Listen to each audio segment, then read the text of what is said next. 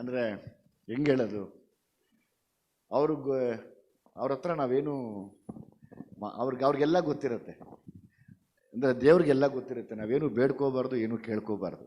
ಯಾವಾಗಲೂ ಒಂದು ಕೇಳಬೇಕು, ನಿಮ್ಮ ಆಶೀರ್ವಾದ ಇರಲಿ ಅಂತಷ್ಟೇ. ಯಾಕೆಂದರೆ ಅವ್ರ ಎಕ್ಸ್ಪೀರಿಯೆನ್ಸ್ಗೆ ಅವ್ರು ಇದಕ್ಕೆ ಈ ಕ್ಯಾನ್ ಸ್ಕ್ಯಾನ್ 1 ಸೆಕೆಂಡಲ್ಲಿ ನೋಡ್ಬಿಟ್ಟು ಹೇಳ್ತಾರೆ ಇದಿಷ್ಟೇ ಬಿಡಮ್ಮ ಅಂತ. ಸೊ ಹಂಗಾಗಿ ನಾನು ಯಾವಾಗಲೂ ಇವತ್ತು ಒಂದೇ ಮಾತು ಹೇಳ್ತಾ ಇದ್ದೀನಿ. ಅವತ್ತು ಸಲಗಾದ ಸ್ಟೇಜ್ ಮೇಲೆ ಹೇಳಿದ್ದೆ, ಇವತ್ತು ನಾನು ಹೇಳೋದು ಒಂದೇ, ಎಲ್ಲ ಕಷ್ಟಪಟ್ಟು ಮತ್ತೊಂದು ಸಿನಿಮಾ ಮಾಡಿದ್ದೀನಿ. ಎಲ್ಲ ಕನ್ನಡ ಕಲಾಭಿಮಾನಿಗಳ ಆಶೀರ್ವಾದ ಬೇಕು ಅಂತ ಕೇಳ್ಕೊತೀನಿ ಅಷ್ಟೇ ಅಣ್ಣ. ಅಷ್ಟೇ ಕೇಳೋದಣ್ಣ, ಸಿನಿಮಾಗಿನೇನು ಕೇಳಲ್ಲ. ಅಷ್ಟು ಬಿಟ್ಟರೆ ನಾನು ಇನ್ನೇನು ಮಾತಾಡೋದಿಲ್ಲ. ಥ್ಯಾಂಕ್ ಯು ಅಣ್ಣ. ವಿಜಿ ಸರ್ ಹಾಗೆ ಶಿವಣ್ಣ ಹೇಳಿದ್ರು ಆ್ಯಕ್ಷನ್ ಹೇಳೋ ದಿನ ಬೇಗ ಬರಲಿ ಅವರಿಗೆ ಅಂತ. ಆಗ ಖಂಡಿತವಾಗ್ಲೂ ನಮ್ಗೆ ಅದು ಅದ ಬೇರೆ ಹಬ್ಬ, ಅದು ನಾಡ ಹಬ್ಬ ಅವತ್ತು.